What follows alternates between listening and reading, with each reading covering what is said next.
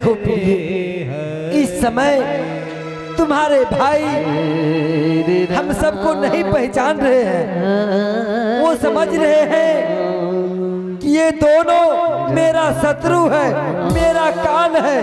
हाँ स्वामी, इसलिए देवकी मैं तुम्हारे भाई, तुम्हारे पिता, तुम्हारी सखियों सहेलियों को मैं वचन दिया हूँ, देवकी को मैं कोई कष्ट नहीं होने दूंगा।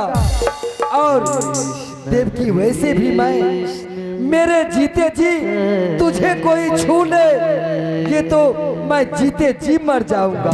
इसलिए देवकी ना तो मैं रहूंगा, ना तुम्हारा आठवां लाल कंस का काल होगा। मुझे मर जाने दो देवकी। नहीं स्वामी, ये स्वामी जी आप क्या करें स्वामी। यदि आप मेरे सामने में मर जाएंगे, मैं कहीं की नहीं रहूंगी और मैं विधवा हो जाऊंगी। समय अधिक हो चुका है। ये बताओ तुम दोनों को मैं छोड़ दूंगा तो मैं अपना काल कहाँ पाऊंगा? महाराज आपको काल को मैं दूंगा। हाँ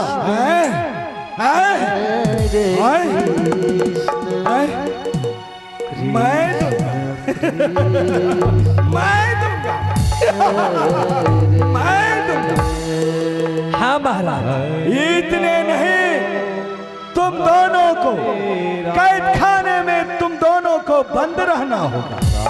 भैया आप क्या कर रहे भैया? देवकी हाँ स्वामी, तुम्हारे भाई की सर पे अभी काल सवार है, कुछ भी कर सकता है। इसलिए सबसे पहले हम दोनों जाकर के भैया कंस से माफी मांगेंगे। अवश्य हम दोनों को माफ कर देंगे। महाराज महाराज महाराज कंस, हम दोनों को माफ कर दीजिए। भैया मैं तुम दोनों को माफ कर दूंगा। हाँ इतना नालायक नहीं हो जो चिड़िया जाल में फंसने के बाद उसे आजाद कर दे। इतना बुद्धू नहीं हो। महाराज हम दोनों आपके काल नहीं हैं, हम दोनों आपके काल नहीं हैं। मैं समझ गया तुम दोनों काल नहीं है। आखिर तो एक काल की माता है ना। ये जन्म इसके गर्भ से जो संतान जन्म लेगा वो बनेगा मेरा काल। ठीक कहा महाराज।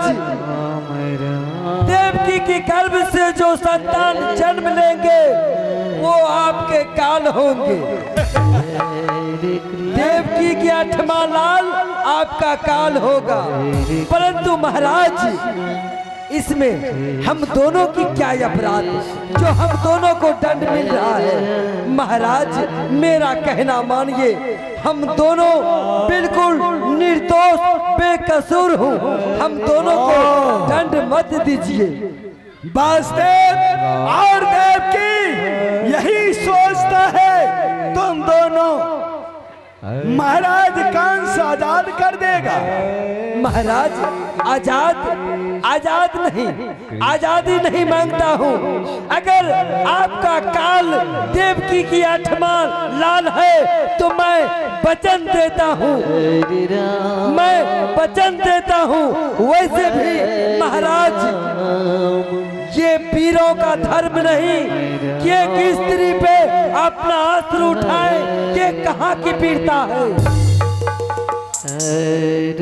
मैं समझ गया जो बातें वासुदेव मुझे समझा रहे हैं। तुम्हारी बातों में, तुम दोनों की बातों में मैं नहीं आ सकता।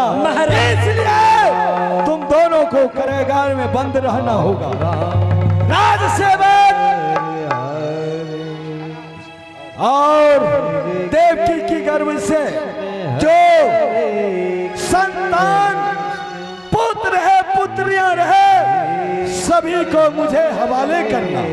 जो हुक्म महाराज। मैं वचन देता हूँ, मैं वचन देता हूँ, सूर्य वंशी वासुदेव चारों दिशाओं को साक्षी मान करके देवकी की जो गर्भ से जो भी संतान जन्म लेंगे वो मैं आपके हवाले करूंगा। परंतु महाराज, परंतु क्या, परंतु क्या, क्या मुझे आपने जो वचन दिया हूँ उस वचन पे आपको कोई संदेह? कोई संदेह नहीं। जब संदेह नहीं महाराज तो फिर हम दोनों को कारागार में क्यों? इसलिए ये चमड़े की जबान है, कभी कुछ बोल सकता है कभी कुछ कर सकता है। नहीं महाराज, ये सूर्य वंशी का धर्म है, सर कटा सकता है, फट सकता है, मर सकता है, पर अपना वचन कभी भूल नहीं सकता है। मैं समझ गया, इतना नालायक नहीं, इतना बुद्धू नहीं, तुम दोनों को आजाद कर दूंगा। ले जाओ।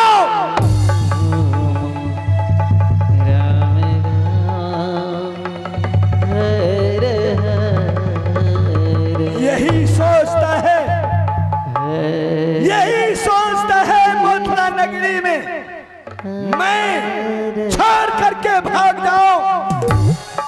क्या महाराज, आप अपना मित्र मानते थे? मानते थे, मानता हूं, लेकिन करूं तो क्या करूं, अपने प्राणों को नहीं गवा सकता। हे महाराज, वीरों ने और योद्धाओं ने कभी आकाशवाणी पे भरोसा नहीं किया है। अगर आपने भरोसा किया है तो सत्य हो, क्योंकि आपके अन्याय अत्याचार से ये पृथ्वी घबरा रही है।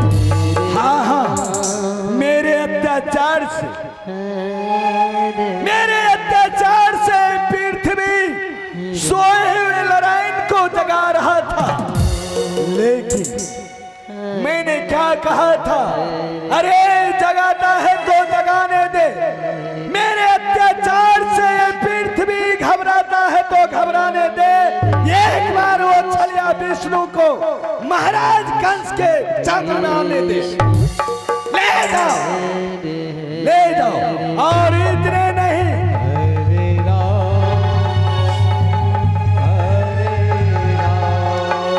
दो चार पहरेदार जैसे देवकी की गर्भ से संतान जन्म लेगा वैसे मुझे खबर कर देना। जी महाराज, मैं वैसे ही खबर कर दूंगा। पहले इसे ले जाओ हाँ, को भवन में और सभी भूषण